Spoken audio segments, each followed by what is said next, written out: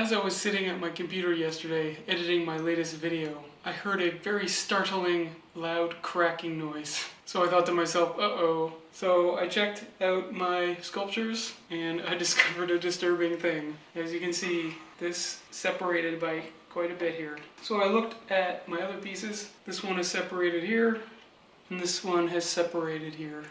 I had already repaired this piece, so what have I learned from this? Obviously, I cannot continue making pieces that are made in this manner. The other ring sculptures I made out of slabs do not seem to be affected, so I'm assuming it's because of the technique I used to make these rings. Which is kind of disappointing because I really liked how these turned out. It is winter now and the humidity is much lower, plus we're inside in an air-conditioned environment, so obviously the drawing of the wood made a lot of tension and that's what caused it to fail. That's not going to stop me from attempting to repair these though. I'm sure there are seasoned woodworkers out there that can tell me, well, I could have told you that was going to happen. I don't pretend to be an expert on this. All the things I do are experiments.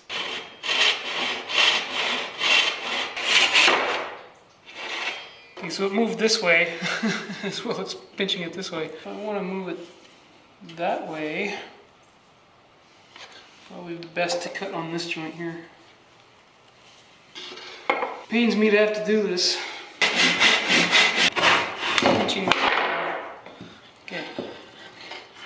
Okay.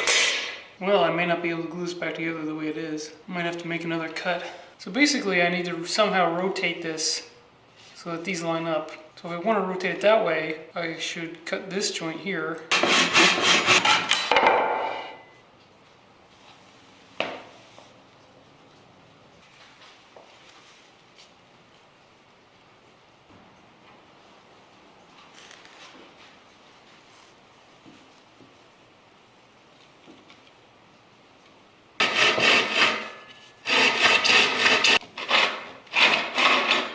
Good thing is the more material I take off here, the more tension it relieves.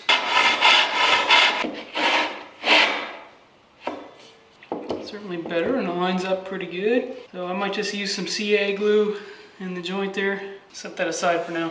Now it's this guy's turn. I think I might go with my original plan. Cut the opposite side. Try to flatten the faces. Now I need to work on getting these faces parallel again. The gap is towards the inside edge here. That means I have to take more material off the outside edge. I'm just going to mark it with a pencil so I know roughly how much I need to take off. So that side's pretty close actually. First try. This side needs work though.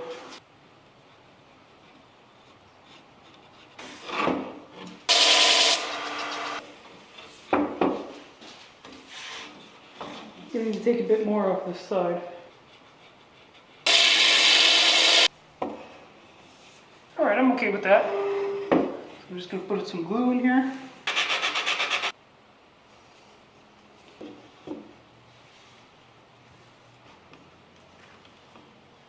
So I'm just going to let that dry overnight. I'm going to let this one dry overnight, I think. Come back and work on it tomorrow. This one, I think I can glue up. Though I'm not sure I can get wood glue in there. I may have to use CA. Oh, we'll just leave that overnight too. Well, it's the next day now, and this one seems to be glued up pretty well. I might put a little bit more CA just to fill a bit of a gap that's in that one. Let's see how this one fared. Seems alright, but now it's not flat. I'll have to figure out a way to fix that. There's a bit of a gap to fill there. This side looks pretty good. Oh, a little bit of a gap. But the thing is, it is so damp outside today. It's cold and miserable, and raining. Has been raining for like 2 days straight now. Because it's so humid now, I need to take these back inside, I think, lest it causes more problems. Well, aside from using a little bit of glue yesterday, I pretty much took yesterday off. But it's like the 4th day in a row where it's cold and miserable and rainy outside.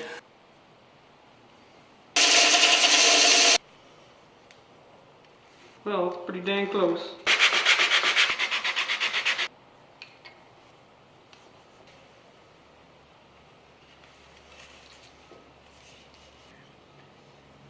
Well, I'm going to take this inside where it's warmer and drier. Obviously I'll have to do some filing and sanding to smooth out the glue I put in this.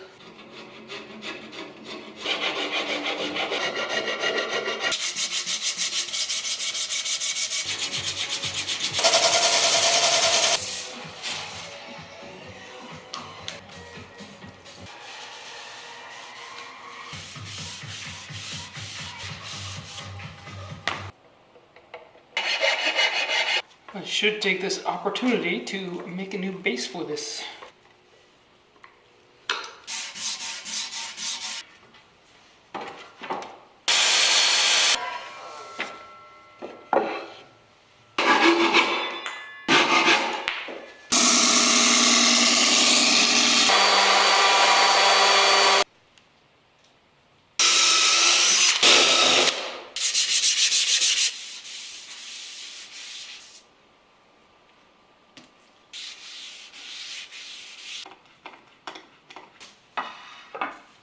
So I've been thinking about this over the past few days, trying to figure out why this happened.